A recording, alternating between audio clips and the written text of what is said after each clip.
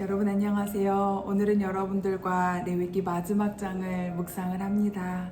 여러분 정말 수고 많으셨습니다. 성경에서 어떻게 보면 가장 난해하고 해석하기 어려운 성경 본문 중에 레위기가 있습니다.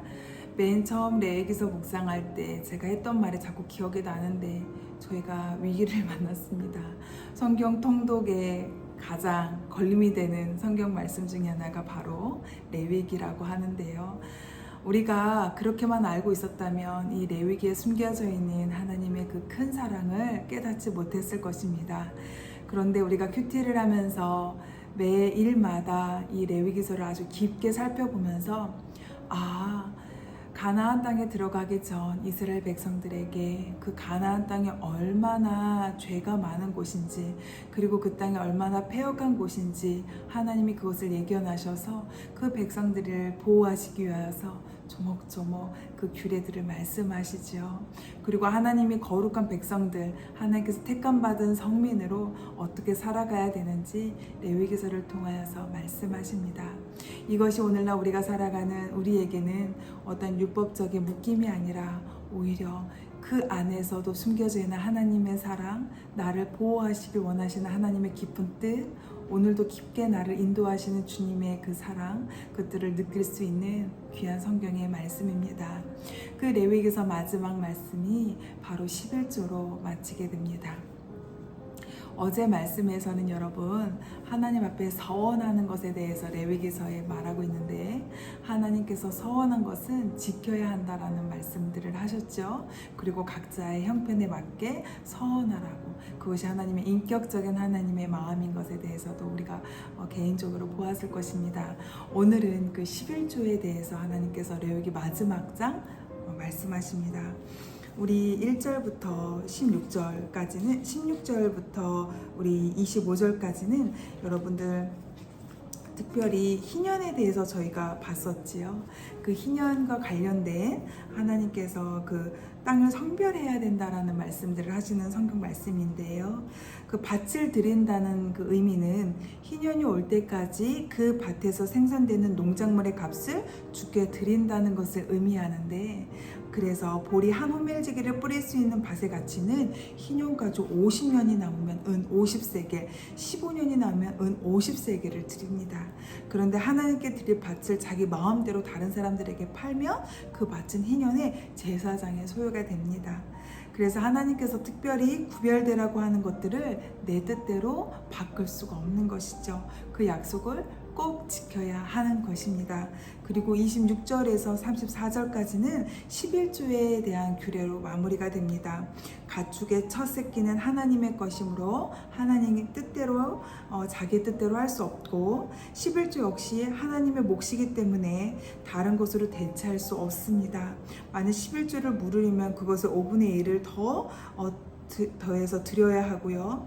짐승의 첫 새끼와 11조를 드리는 것은 내 모든 것의 주인이 하나님이시라는 그 믿음의 고백입니다. 그래서 여러분들 삶에서 11조를 지금 어떻게 하고 계십니까? 11조가 때로는 쉽지 않은 순종일 수 있겠는데요. 하나님께 그 11조를 드릴 때 이 나의 모든 소유가 바로 하나님께부터 왔습니다. 내가 지금 숨 쉴 수 있는 이유도 바로 하나님입니다. 내가 지금 걸어 다닐 수 있는 이유도 바로 하나님입니다. 내가 먹고 자고 입고 이 모든 것이 바로 하나님의 공급하심으로 가능한 것입니다 라고 고백할 수 있는 그러한 11조의 의미입니다. 저는 고등학교 3학년 때 아버지께서 암에 걸리는 그런 어려운 시간들이 있었습니다. 수능을 얼마 앞두고 저희 아버지께서 암에 걸리신 것을 저희 그 소식을 듣게 됐어요. 가족들은 제가 이제 충격을 받을까봐 말은 하지 않았지만 제가 나중에 그 사실을 알게 됩니다. 그러면서 그때 당시에는 저 혼자 신앙생활을 했었습니다. 가정 안에서. 내가 우리 아버지를 할 수 있는 것이 무엇일까? 그러면서 그 고등학교 때 제가 하나님 앞에서 금식하면서 저희 아버지를 위하여서 기도하기로 결정합니다. 그때 저희 아버지께서 대장암이셨는데 희한하게 하나님 저희 아버지께서 완쾌가 될 수 있도록 빨리 치유가 될 수 있도록 도와주세요. 제가 이렇게 기도하지 않고 기도가 점점 바뀌어서 하나님 저희 아버지 암이 좀 줄어들게 해주세요. 그래서 쉽게 치료가 될 수 있게 해주세요. 제가 이렇게 기도를 했습니다. 아직도 생생히 기억이 나는데요. 그런데 저희 아버지께서 암에 걸리셔서 그 암투병을 그 치료받으면서 대장암에 쉽지는 않은 병이었죠. 그것도 한 20년 전의 일이니까요.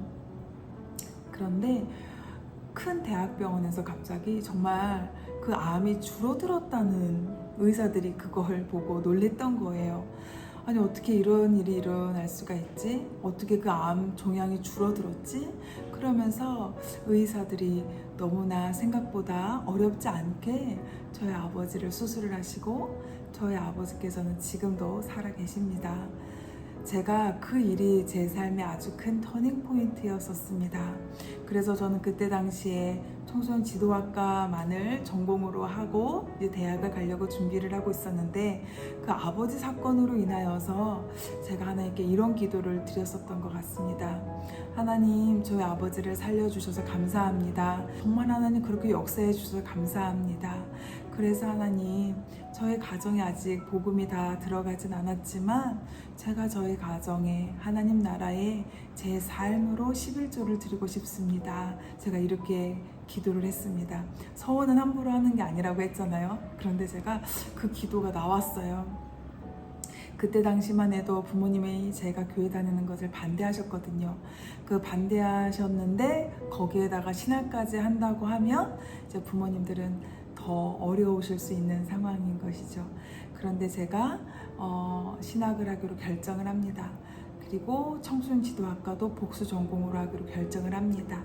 그래서 제가 그렇게 들어가고 대학교 2학년 때 이제 전공 선택을 이제 학부로 들어가고 2학년 때 전공 선택을 하는데 그때 주님께 간절히 기도했습니다.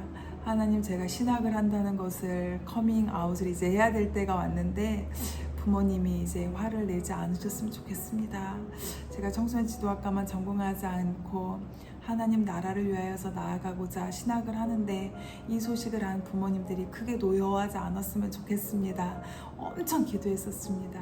그리고 용기를 내서 부모님께 이야기했을 때 부모님은 제가 생각했던 것보다 덜 노여워하시면서 흔쾌는 아니지만 그래도 네가 청소년 지도학을 하니 그래 네가 원하는 그 공부도 해라 그렇게 허락해 주셨죠. 그래서 지금의 제가 이 자리에 있습니다. 제가 사역자가 되어서 이제 가족들은 오히려 저의 기도를 더욱더 많이 중요하게 생각하고 항상 어려운 일이 있을 때마다 저에게 기도 부탁을 하는 믿음의 호주가 제가 되었던 것이죠. 여러분 그때 제가 그 기도를 했을 때 너무 아깝다. 내가 뭐가 부족해서 사역자가 되고 그 사역자의 길이 얼마나 힘든지 아는데 내 이 자격 없는 내가 어떻게 그 일을 할 수 있을까 이 여러 가지 안가 감정이 있었습니다. 하지만 순종할 수 있었던 그 이유가 있다면 지금까지 이끌어주신 하나님의 은혜가 감사했고 앞으로 이끄실 하나님의 은혜가 감사했고 이 모든 것이 주님께서 함께 하셨기 때문에 가능하다는 것을 제가 느꼈던 거예요. 그래서 저의 삶에 11조를 저희 가정의 11조가 내가 되겠다. 나의 삶을 이제 주님께 드리고자 그렇게 나아갔습니다.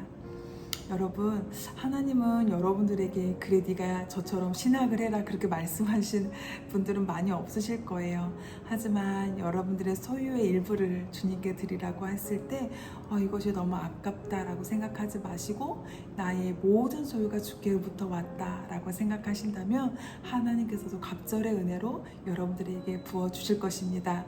여러분들 이렇게 레위기까지 이렇게 힘들게 여러분들 달려오신 여러분들을 제가 정말 축복합니다. 쉽지 않았을 텐데 우리가 이렇게 마지막 레위기를 마무리할 수 있어서 너무나 감사드리고 내일부터는 여러분 데살로니가 전서 조금 쉽죠? 네, 이 말씀으로 여러분들과 함께 나누도록 하겠습니다. 여러분 감사합니다.